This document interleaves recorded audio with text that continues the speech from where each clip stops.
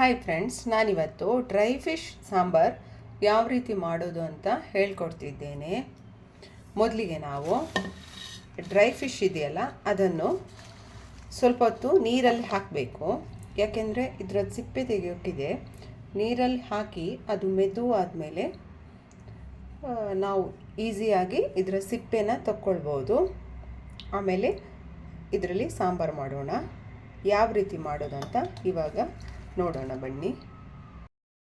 ನೋಡಿ, ನಾನು ಇವಾಗ ನೀರಲ್ಲಿ ಹಾಕಿಟ್ಟಿದ್ದೇನೆ. ಇದು ಸ್ವಲ್ಪ ಒಂದು 10 ಮಿನಿಟ್ಸ್ ಬಿಟ್ಟ ಮೇಲೆ ಇದು ಸಾಫ್ಟ್ ಆಗೋಗುತ್ತೆ. ಆಮೇಲೆ ಇದರ ಸಿಪ್ಪೆ ತೆಗೆದು ಆಮೇಲೆ ಈ ಪೋರ್ಷನನ್ನು ಕಟ್ ಮಾಡ್ಕೋಬೇಕು. ಆಮೇಲೆ ತೋರಿಸ್ತೀನಿ ನಾನು ಯಾವ ರೀತಿ ಇದನ್ನು ಕ್ಲೀನ್ ಮಾಡ್ಕೋಬೋದು ಅಂತ. ನಾನು ಮೊದಲಿಗೆ ಕಾಯಿ ತುರ್ಕೋತಿದ್ದೀನಿ. ನೋಡಿ, ಈ ಒಣ ಮೀನಿನ ರೆಸಿಪಿಗೆ ನಾವು ಸಾಂಬಾರ್ ಪೌಡರ್ ಹಾಕಿ ಮಾಡೋದಕ್ಕಿಂತ ಈ ರೀತಿ ಕಾಯಿ ತುರಿದು ಮಸಾಲೆ ಮಾಡೋದ್ರಿಂದನೇ ಒಳ್ಳೆ ಟೇಸ್ಟ್ ಕೊಡುತ್ತೆ.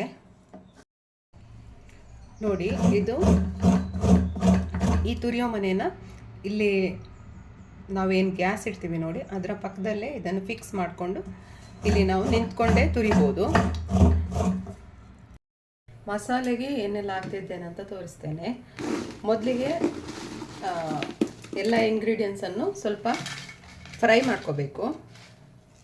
ಡ್ರೈ ರೋಸ್ಟ್ ಬೇಕಾದರೂ ಮಾಡ್ಕೋಬೋದು ಅಥವಾ ಎಣ್ಣೆ ಹಾಕಿ ಕೂಡ ಫ್ರೈ ಮಾಡ್ಬೋದು. ನಾನಿಲ್ಲಿ ಸ್ವಲ್ಪ ತೆಂಗಿನ ಎಣ್ಣೆ ಹಾಕ್ತೇನೆ.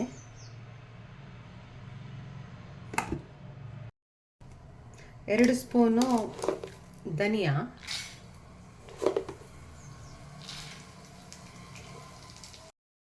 ಅರ್ಧ ಸ್ಪೂನಷ್ಟು ಜೀರಿಗೆ, ಇಷ್ಟನ್ನು ಹಾಕಿ ನಾನು ಸ್ವಲ್ಪ ಡ್ರೈ ರೋಸ್ಟ್ ಮಾಡ್ತೇನೆ.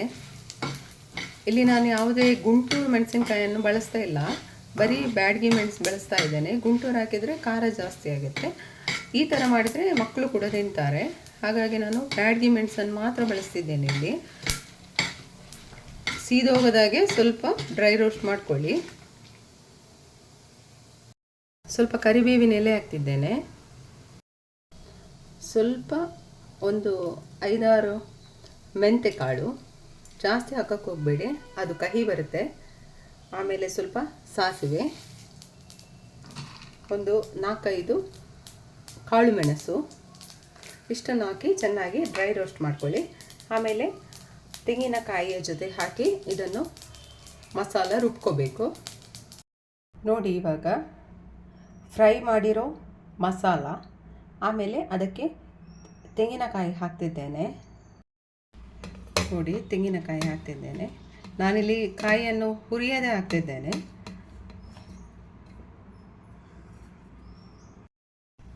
ಸಣ್ಣ ತುಂಡು ಈರುಳ್ಳಿ. ಯಾರಿಗೆಲ್ಲ ಮೀನು ಇಷ್ಟ ಆಗುತ್ತೆ ಅವರಿಗೆ ಈ ಡ್ರೈ ಫಿಶ್ ಸಾಂಬಾರ್ ತುಂಬ ಇಷ್ಟ ಆಗುತ್ತೆ. ನಾವು ಫಿಶ್ ಸಾಂಬಾರು ಮಾಡುವಾಗ ಕಿಟಕಿನೆಲ್ಲ ಸ್ವಲ್ಪ ಓಪನ್ ಇಡಿ. ಯಾಕೆಂದರೆ ಇದು ಬೇಯಬೇಕಿದ್ರೆ ಸ್ವಲ್ಪ ಸ್ಮೆಲ್ಲಿ ಅನಿಸಿದ್ರು ಊಟಕ್ಕೆ ತುಂಬ ರುಚಿಯಾಗಿರುತ್ತೆ. 4 ಎಸಳು ಬೆಳ್ಳುಳ್ಳಿ, ಒಂದು ತುಂಡು ಶುಂಠಿ, ಒಂದು ತುಂಡು ಹುಣಸೆ ಹುಳಿ. ಯಾವುದೇ ನಾನ್ ವೆಜ್ ರೆಸಿಪಿಗೆ ಹುಳಿ ಮತ್ತು ಖಾರ ಜಾಸ್ತಿ ಬಿದ್ರೇ ಅದು ತುಂಬ ರುಚಿಯಾಗಿರುತ್ತೆ. ಇವಾಗ ರುಬ್ಲಿಕ್ಕೆ ಬೇಕಾಗುವಷ್ಟು ನೀರು ಹಾಕ್ಕೊಂಡು ಇದನ್ನು ನುಣ್ಣಗೆ ಪೇಸ್ಟ್ ಮಾಡ್ಕೊಳ್ಳಿ. ಮೊದಲಿಗೆ ನಾವು ಸಾರು ಮಾಡುವಾಗ ಸ್ವಲ್ಪ ಎಣ್ಣೆಯಲ್ಲಿ ಯಾವುದನ್ನೆಲ್ಲ ಫ್ರೈ ಮಾಡಿಕೊಂಡು ಆಮೇಲೆ ಮಸಾಲೆ ಹಾಕಬೇಕು. ಅದು ಯಾವುದಂತ ತೋರಿಸ್ಕೊಡ್ತಿದ್ದೀನಿ. ನೋಡಿ, ಇಲ್ಲಿ ಅರ್ಧ ತುಂಡು ಈರುಳ್ಳಿ, ಒಂದು ಸಣ್ಣ ತುಂಡು ಶುಂಠಿ, ಆಮೇಲೆ ಒಂದು ಟೊಮ್ಯಾಟೊ ಹಾಕ್ತಿದ್ದೇನೆ. ಯಾವುದೇ ಡ್ರೈ ಫಿಶ್ ಮಾಡಬೇಕಾದ್ರೆ ಅದಕ್ಕೆ ಟೊಮ್ಯಾಟೊ ಹಾಕಿದರೆ ಒಳ್ಳೆ ರುಚಿ ಕೊಡುತ್ತೆ. ಇವಾಗ ನೋಡೋಣ. ನೋಡಿ, ಒಂದು ಟೊಮ್ಯಾಟೊ ಹಾಕ್ತಿದ್ದೇನೆ. ಮೊದಲಿಗೆ ಇದನ್ನೆಲ್ಲ ಎಣ್ಣೆಯಲ್ಲಿ ಫ್ರೈ ಮಾಡಿಕೊಂಡು ಆಮೇಲೆ ಇದಕ್ಕೆ ರುಬ್ಬಿರೋ ಮಸಾಲೆ ಹಾಕಿ ಬೇಯಿಸ್ಕೋಬೇಕು. ಇಲ್ಲಿ ಪಾತ್ರೆ ಬಿಸಿ ಆದಮೇಲೆ ಸ್ವಲ್ಪ ತೆಂಗಿನ ಎಣ್ಣೆ. ನಾವು ಯಾವುದೇ ಮೀನು ಅಥವಾ ಈ ಒಣಮೀನಿನ ಸಾಂಬಾರನ್ನು ಈ ಮಣ್ಣಿನ ಪಾತ್ರೆಯಲ್ಲಿ ಮಾಡಿದರೆ ಅದಕ್ಕೊಂದು ಒಳ್ಳೆ ರುಚಿ ಬರುತ್ತೆ. ಎಲ್ರಿಗೂ ಗೊತ್ತಿರ್ಬೋದು, ಯಾರಿಗೆ ಗೊತ್ತಿಲ್ಲ ಅವರೊಂದು ಸಲ ಟ್ರೈ ಮಾಡಿಬಿಟ್ಟು ನೋಡಿ. ಎಣ್ಣೆ ಬಿಸಿ ಆದಮೇಲೆ ನಾವಿಲ್ಲಿ ಯಾವುದೆಲ್ಲ ಕಟ್ ಮಾಡ್ಕೊಂಡಿಟ್ಟಿದ್ದೀವಲ್ಲ, ಟೊಮೆಟೊ, ಈರುಳ್ಳಿ, ಆಮೇಲೆ ಶುಂಠಿ, ಅದನ್ನು ಹಾಕ್ಬಿಟ್ಟು ಸ್ವಲ್ಪ ಫ್ರೈ ಮಾಡಬೇಕು.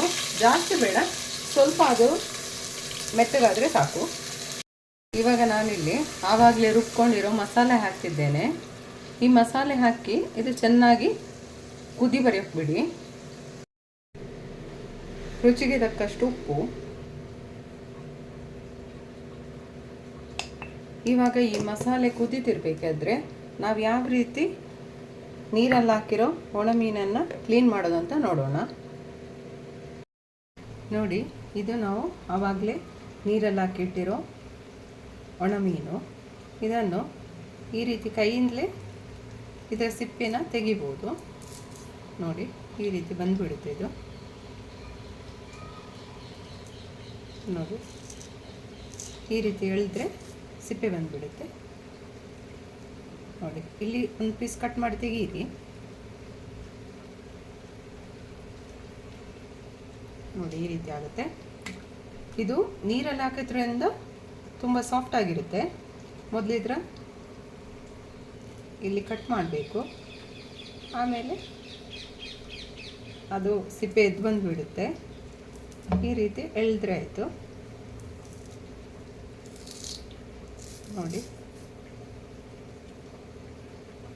ಇದು ಮಸಾಲೆ ಎಲ್ಲ ಹಾಕಿದ ಮೇಲೆ ಜಾಸ್ತಿ ಸ್ಮೆಲ್ ಅಂತ ಅನಿಸಲ್ಲ. ಫಸ್ಟಿಗೆ ಮಾತ್ರ ಒಂದು ಸ್ವಲ್ಪ ಸ್ಮೆಲ್ ಅನಿಸುತ್ತೆ, ಆದರೆ ಮೀನೆಲ್ಲ ತಿನ್ನೋರಿಗೆ ಅದೇನು ಪ್ರಾಬ್ಲಮ್ ಇರಲ್ಲ.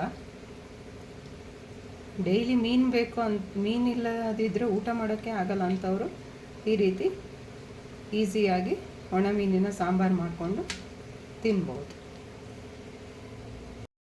ನೋಡಿ, ಇವಾಗ ಮಸಾಲೆ ಚೆನ್ನಾಗಿ ಕುದಿ ಬಂದಿದೆ. ಇವಾಗ ಇದಕ್ಕೆ ತೊಳೆದಿರೋ ಡ್ರೈ ಫಿಶನ್ನು ಹಾಕ್ತಿದ್ದೇನೆ. ಇದರಲ್ಲೂ ಉಪ್ಪಿರುತ್ತೆ, ಹಾಗಾಗಿ ಮಸಾಲೆಗೆ ಉಪ್ಪು ಹಾಕುವಾಗ ಸ್ವಲ್ಪ ನೋಡ್ಕೊಂಡು ಹಾಕ್ಕೊಳ್ಳಿ. ನೋಡಿ, ಡ್ರೈ ಫಿಶ್ ಸಾಂಬಾರ್ ರೆಡಿ ಆಗ್ತಾ ಬಂತು. ಇದು ತುಂಬ ರುಚಿಯಾಗಿರುತ್ತೆ. ವೈಟ್ ರೈಸ್ಗಿಂತ ಬಾಯ್ಲ್ಡ್ ರೈಸ್ ಜೊತೆ ಡ್ರೈ ಫಿಶ್ ಸಾಂಬಾರ್ ಚೆನ್ನಾಗಿರುತ್ತೆ. ಒಮ್ಮೆ ಟ್ರೈ ಮಾಡಿ ನೋಡಿ.